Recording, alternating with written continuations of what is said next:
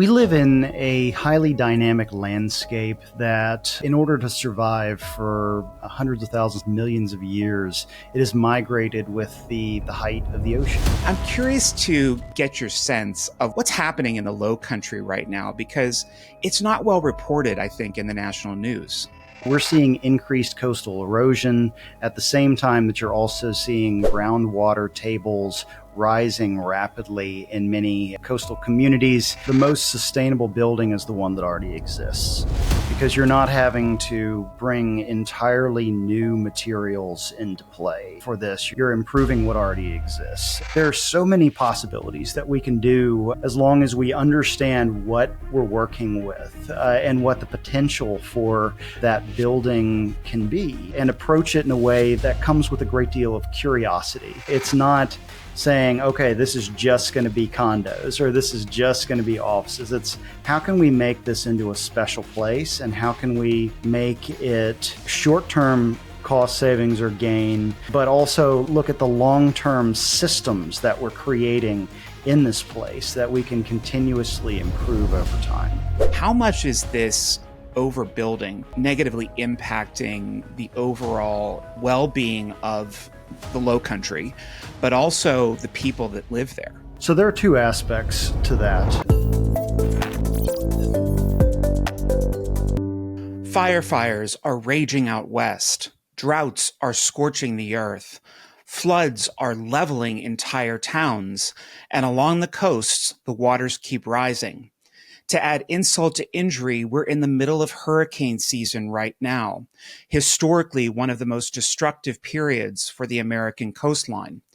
And to add more complexity to this, these changes in our environment are happening at a very fast pace, and they're wiping out trillions of dollars in property values, rising the cost of insurance in places most affected, and more importantly, wiping out human life.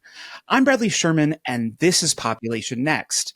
And on today's episode, we're speaking with Grey Gowder. He's a Charleston, South Carolina-based filmmaker and advocate for greater storytelling in the midst of our climate and weather-related challenges. And while most of the country is embroiled in a debate whether or not to even call this climate change, Grey is changing the story one film frame at a time and making moves within the Low Country's government to help manage the transition as the waters rise and take away more of the land from the communities we love. Grey, welcome to Population Next. Thanks for having me. Grey, we met in South by Southwest in Austin, Texas in 2025, and I was taken by your perspective on what's happening with climate change, because so much of the attention seems to be focused on the big cities and the big events, whether it's the wildfires raging out in California or the sea level rise in places like Miami or the catastrophic flooding in Asheville last year. I'm curious to get your sense of what's happening, and maybe you can share for the audience what's happening in the Low Country right now, because it's not well reported, I think, in the national news. Well, we live in a highly dynamic landscape that, in order to survive for hundreds of thousands, millions of years, it has migrated with the height of the ocean. It moves inland and out towards the sea, depending upon global temperatures, how much is being stored in the ice. And you can actually find old shorelines and where you've got sand hills close to Columbia, South Carolina. So this kind of movement is not necessarily a new thing in geologic time, but it is very new in terms of human history, especially the period in which we know it as the Low Country of the American colonies and then of the United States. And so we're dealing with a lot of pressures that are coming from natural systems that are being sped up by climate change, by the warming of our oceans, increased amounts of water entering the oceans, rising those sea levels. But we're also dealing with a systems pressure from the built environment. And so as we see more coastal marshes and coastal ecosystems developed or lost due to disrupted sediment renewal patterns that flow down our rivers and part of longshore drift sediment renewal along our coast, we're seeing increased coastal erosion at the same time that you're also seeing groundwater tables rising rapidly in many coastal communities that are sinking while the water is also rising. But that's not uniform across the entire coastline. It's very contextual depending upon where you are. But one of the things that we do need to keep an eye on is where density of development is, where the key ecosystems like our coastal barrier islands and salt marshes are, and do they have the capacity to migrate inland to ensure their survival and our resilience with that? And what kind of preparations are we making as a community through living and built infrastructure to be able to prepare ourselves for increasingly powerful storms, increasing heights for king tides, and other pressures that will come from the imbalance that has been created with the natural systems that surround and define us here. Right. And this is inherently a people problem, even though it's environmental change, greater weather conditions. This is really something that we have to deal with, whether or not we want to at the end of the day. Absolutely. And it is an economic problem as well when we look beyond people. So our salt marshes and coastal ecosystems are the nurseries for the ocean. So our culture here in the Low Country is built upon our seafood industry and the types of foods that come from the waters. And so if our marshes die, if our water becomes so polluted from runoff from our cities that the species that migrate to our marshes to begin their lives are no longer able to do that, then we lose a core part of not only who we are, but a really important part of our local economy and a key part of what keeps this living system that we rely on running. So this economic context, though, is so important, I think, for people to understand, because until this point, I think most of the conversation around the economic impact on individuals and regions has been centered on the post-event kind of autopsy of what happened, whether that be the fires in California or, the hurricanes that have hit South Florida. We've seen this rapid increase in insurance costs, at the same time, devaluation of property values, and, to add insult to injury, a real hit on the local economy and the local government because the tax revenue is gone. But what you're suggesting is that this is actually much bigger, that this is part of essentially the environment of the economy that could be triggered in a downward spiral if we don't make these adjustments and don't make these investments now. And I think a lot of that comes from a core philosophical stance that a lot of the world has adopted, which is that humanity is somehow separated from, apart from the natural world, and what impacts it doesn't necessarily impact us, or what impacts us doesn't necessarily impact it. And that's a fundamentally flawed assumption, because we came from nature and we rely on it whether we recognize that or not. And so a lot of the planning that I see around resilience is not just looking at how we protect the human communities, but also how we protect the ecological communities and restore their capacity to offer us valuable ecosystem services that are often producing extraordinary monetary value and risk mitigation, decreasing the overall impacts to certain communities, or directing where water goes, or if storm surge is dissipated before it reaches the land, or any other number of things. And I think we often take for granted that trees are able to reduce the heat in our cities and improve the air quality and sequester water in the ground, and that our marshes are basically the kidneys of our waterways as well, that are providing valuable wave energy dampening before it reaches our coast. And so a part of the really exciting work that's going on out there right now is that we're coming to better understand the quantifiable impacts in this, ascribe real value to that, and create cutting edge markets that enable frontline communities, municipalities, state resilience groups to effectively find the funding that they need to protect, restore, and enhance the living infrastructure that can be layered in with the built environment to make us safer and more prosperous, to prolong our ability to thrive in areas where we've already built, and to ensure the safety of lives and property. Right. And I think that if anyone's been to the Low Country, they know that there has just been explosive growth over the past, I think probably 30 years now. And it seems like there's no end to it. How much is this overbuilding, if we can call it that, negatively impacting the overall well-being of the Low Country, but also the people that live there? So there are two aspects to that. I think we are building in the wrong place. It's not that we can't absorb these people.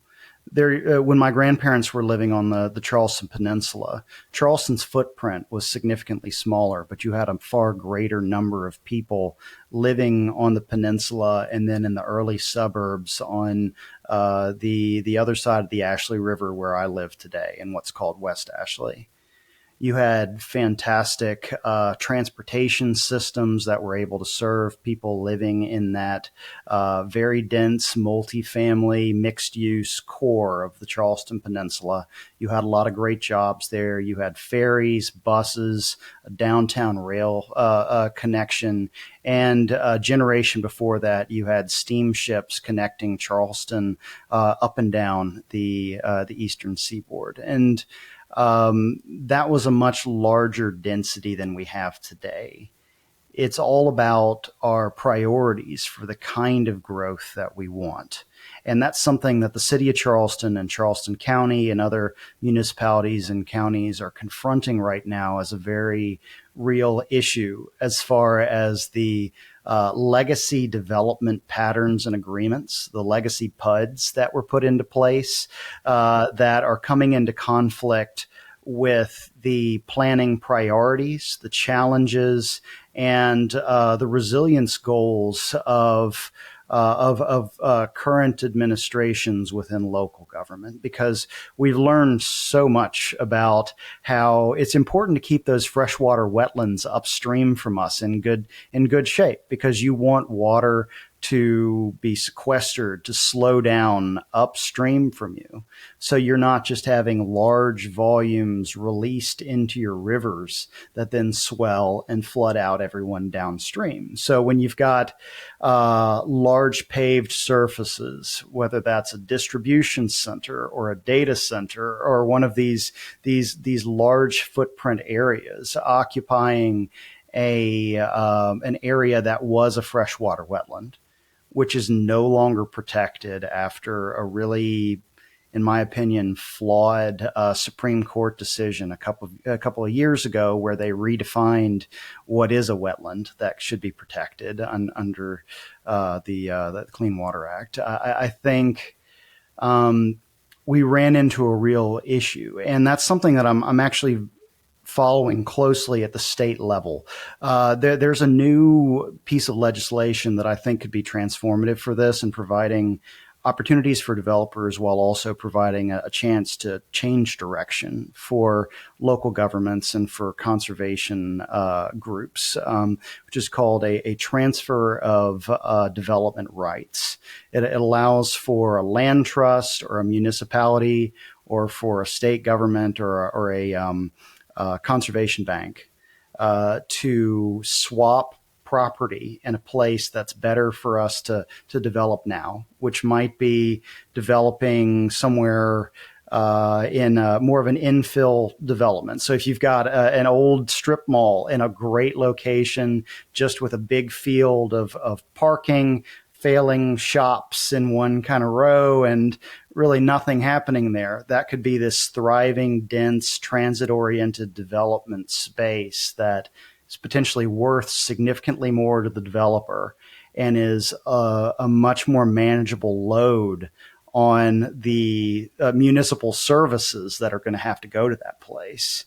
I think everyone would see that as being a better option than putting a very, very low density suburb further and further out that is straining the capacity of the municipality to provide services to that place, increasing the traffic and the commute times for the people who are living out there, and decreasing the resilience of the entire municipality. Right. And I certainly remember my family had a home on Kiowa Island 3 decades ago. And I remember that being a small 2-lane road you had to take to get out there, which is now, I think, maybe 6 lanes from Kiowa into Charleston. And it is remarkable because this is a legacy of overbuilding rights. This is not just something that happened overnight. Here in Washington, and of course, New York City, when we see this flooding that happens really with every storm now, it's largely because we paved over historic waterways, whether they be wetlands or tributaries to our rivers. So I think it's interesting to put that a little bit of a historical context into this as well, that this is a lot of stuff that we've done over 100 plus years. But I love this idea of presenting an economic feasibility that benefits everyone and leans into adaptive reuse, which is something that, I don't know if people really know that much about. So maybe you could pull on that thread a little bit and explain what adaptive use really is and how smart building can take advantage of that.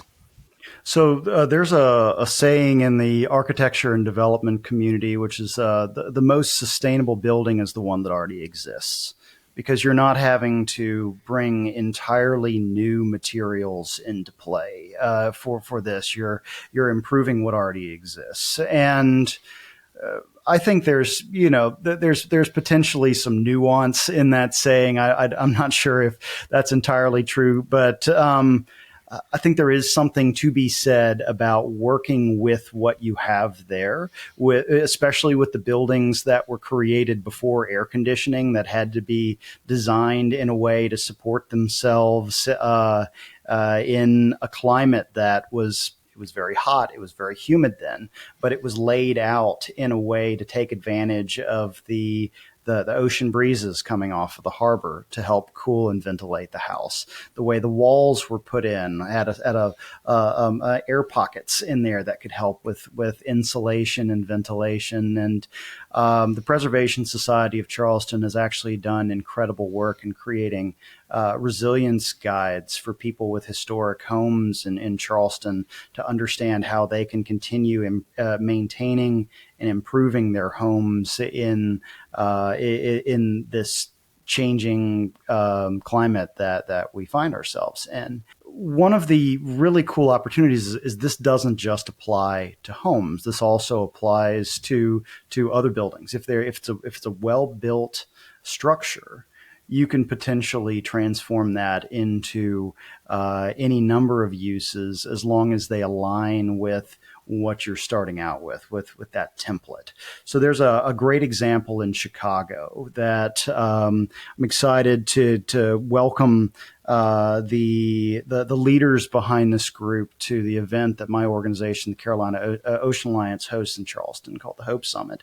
It's called Bubbly Dynamics. They describe themselves as a social impact real estate developer, and what they do is find about 100-year-old factories or industrial buildings on the south side of Chicago that they can transform into new mixed-use light industrial facilities with multiple occupants that's based on thematically what that original use was. So the original building that they worked with that was near Bubbly Creek, which is where their name comes from, was an old paint factory. And they bought this place as a shell. It was just for the cost of salvaging the materials, the pipes and everything that were still in there, but using materials from construction downtown that were often being thrown away in great condition, because when on move out day, you've got to get all the stuff out there, regardless of what it is. You can't necessarily return the sheetrock and the conduit and the piping and the wiring and everything.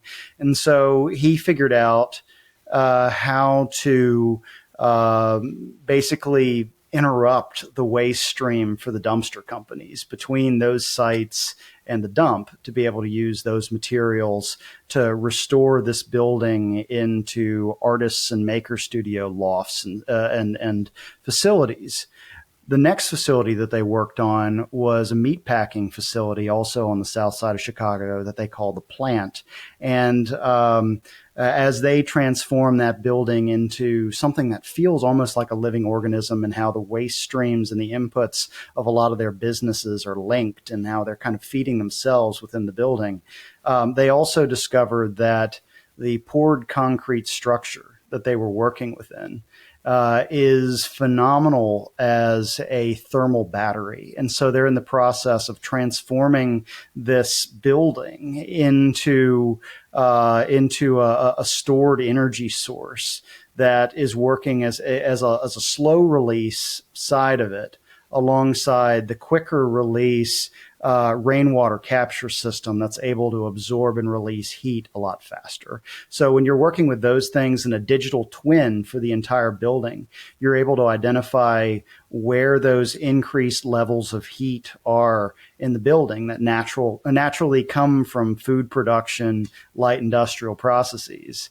And you're able to disperse those throughout the rest of the building, cutting down on the costs for cooling it and ensuring that you're creating more of a stasis throughout the entire facility. And so there are so many possibilities that we can do as long as we understand what we're working with and what the potential for that building can be, and approach it in a way that comes with a great deal of curiosity. And so it's not saying, okay, this is just going to be condos or this is just going to be offices. It's how can we make this into a special place, and how can we make it like short-term cost savings or gain, but also look at the long-term systems that we're creating in this place that we can continuously improve over time.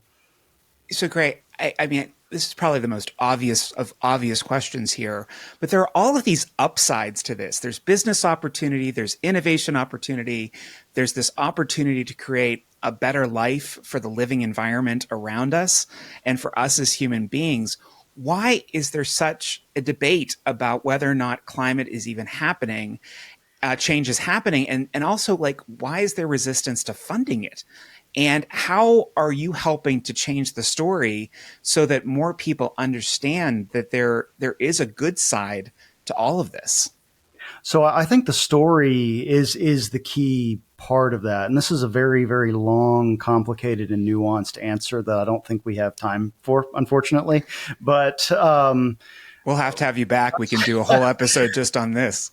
But I will say that a lot of it comes from it being such a complex, nuanced, and in many cases, kind of regionally contextual thing, that it may look or feel different for you depending upon where you are in the world.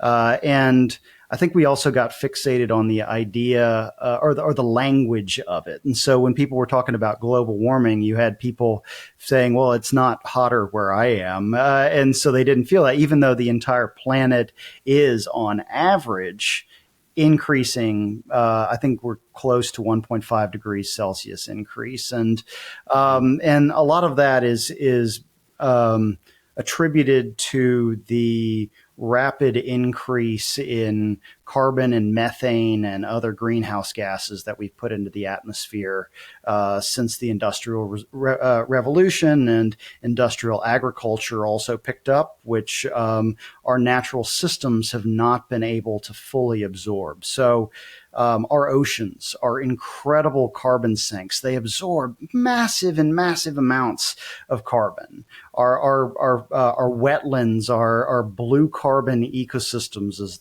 they're called, absorb massive amounts of carbon and sequester them. Our rivers do. Our forests and grasslands do that. But we're creating a surplus while also removing a lot of the established carbon sequestration systems that our world naturally has. And so we actually haven't seen things as dramatic as they could be, because nature has been balancing to some degree our inputs based on what it's doing, but we're seeing strain in these natural systems, in the macro systems that are part of this large carbon loop that and the large methane loop of going up into the atmosphere, going through its half-lives, coming back into new forms, into different systems. So I think it's something that occurs locally in different ways, but is on such a vast scale that we need to be significantly better in how we communicate examples of this and all the many ways that it's changing to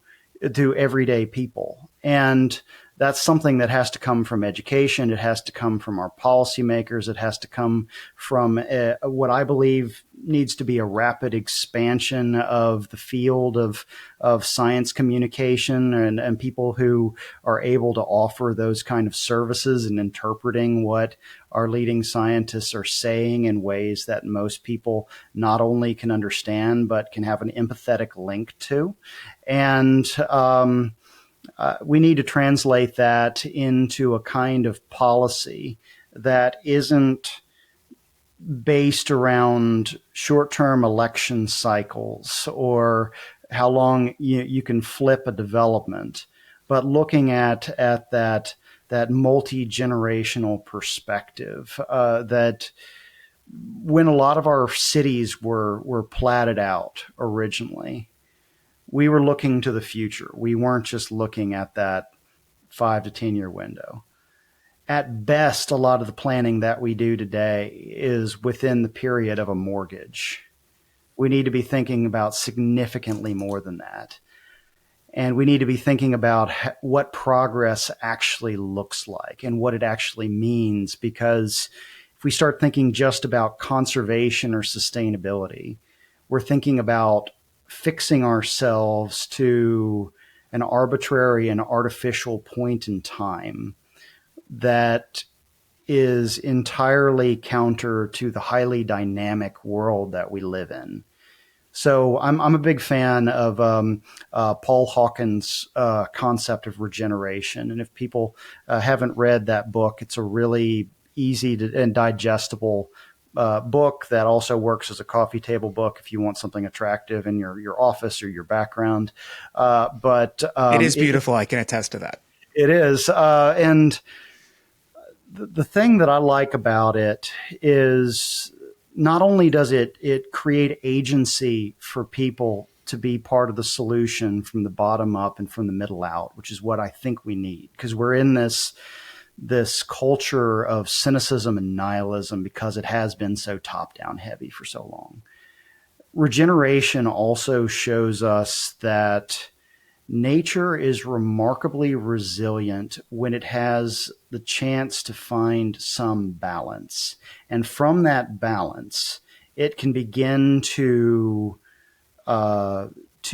adapt and replicate and transform itself into whatever that balanced and harmonious form will be that supports the entire system.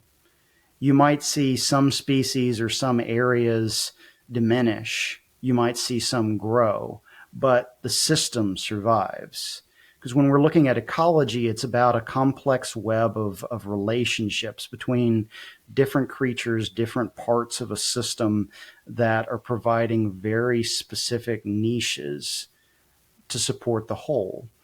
And when we look at things too much in isolation, when we separate terrestrial from ocean in our governance and our planning and our science and our storytelling, we lose sight of the bigger picture. When we separate wetland from upland, if we separate river from land, if we don't think about our agrarian uses from our urban, or our energy from our water, or any number of these things, then we are falling short of being as effective as we can in creating vibrant societies. So I'm hoping what people will take from this is approaching future planning through a perspective of systems thinking, of community ecology, and the reintegration of understanding how the natural world benefits the built environment, how those things can be transformative for not only where we live, but for future generations being in those places. Now, Gray, I have a couple more questions for you. I'm curious if you could shed some light on some of the challenges that we can expect in the coming years. I mean, obviously, Yeah. Charleston and the Low Country have a long, complex history when it comes to race and class and where people can afford to live, where they could actually own land. And I remember in our conversation in Austin, you mentioning the Gullah people, the descendants of slaves that are, really in the lowest lying at high risk areas having to move. I'd like you to touch on that, but I also like you to mention a bit about what those wealthier people are doing, if anything, to prevent or embrace the changes that are needed. So that's it's a very nuanced situation. I think the key thing to take away there is more so the low density rural versus your high density urbanized, and the problematic mindset that a lot of policymakers have, that you protect the areas where the greatest amount of tax base or valuable homes are, and the other place is considered a sacrifice zone. Unfortunately, for most of our marginalized communities, our low income citizens, our rural communities, they've been seen as the sacrifice zones for a long time, and that has led to a great deal of distrust in these processes when we're looking at, how do we create resilience not just for one community but as a collaborative project in a region. And so when we look in the urban areas, a lot of the areas that were filled in waterways were where low income and marginalized communities were redlined into, because they were the least desirable areas, because they flooded. They might have had more disease and bugs and things like that. And so these are important places. These are special places because they are at the root of a community that increasingly feels as if it's being pushed further towards the edges of the city or pushed out of the city by the kinds of development that lead to gentrification in some areas, lead to cost of living crises in others, and make a lot of members of communities across the United States feel that they're no longer welcome where they grew up or where their family is from. And so one of the issues that we're seeing not only in these urban areas where places that used to be tidal creeks are increasingly under pressure from water because water remembers where it used to go. We're also seeing a really really challenging choice happening in rural areas that is remarkably similar to what we're looking at in a global picture, where the people who are often contributing the least to climate change and sea level rise are the ones who are going to experience it first and most dramatically. And so, since marshes have to migrate to survive, they move inland more effectively in areas where there are not large built gray infrastructure barriers to them migrating, and those are often in the rural areas, in the sea islands, in areas like the Ace Basin of South Carolina, and places where during and after the Civil War, a lot of people who were enslaved, they moved out to these islands to try to form communities to be safe in these places, and they created a beautiful, vibrant culture that replicates a lot of the same respect and connection for the natural systems around them that you see in indigenous populations.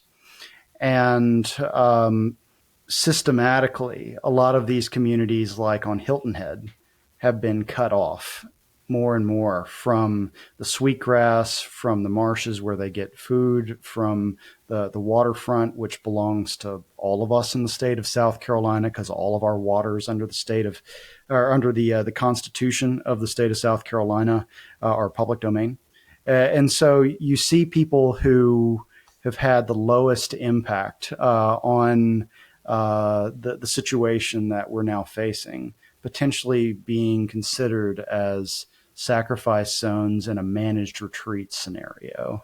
And that's something I'm doing my best to try to work with legislators, work with other partners who are working directly in these communities to see if we can not only avoid them from being sacrifice communities, and you're seeing this in Louisiana too, but how can we create dignity for rural and frontline communities through the restoration economy, through jobs that are able to harness the knowledge and the connections that they have to these places to be active participants in restoring, enhancing, and helping the assisted migration of these ecosystems in ways that continue to benefit the resilience of the rural and urban communities around them, while also protecting the people and creating regenerative local economies in the places that otherwise would have been sacrifice zones. Because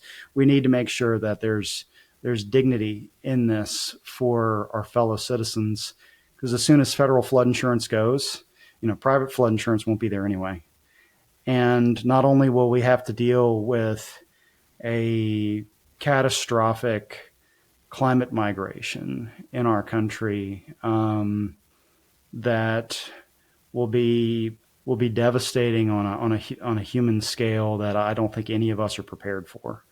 We'll also have what's left of the homes, the infrastructure, everything like that to clean up.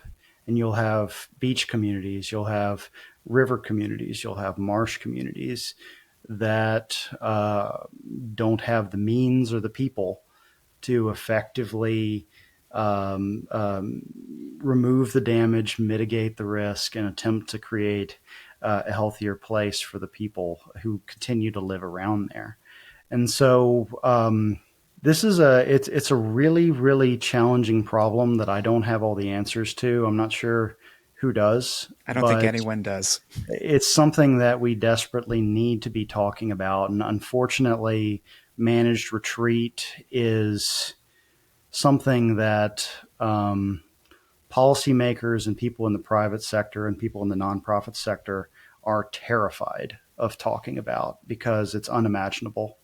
Asking people to leave their homes is unimaginable. And yet we've already started moving people, Yep. entire communities, in fact. Gray, I'd like you to leave maybe on a positive note, a bit of an inspirational note on what questions, maybe 3 questions, every single citizen in this country should be asking their municipality today to prepare for tomorrow. Well, I think first of all, just get to know your resilience and sustainability director, if you have one in your municipality. Ask, what are we doing not only to prepare for that disaster, but to enhance the services we are providing to our neighbors on sunny days as well.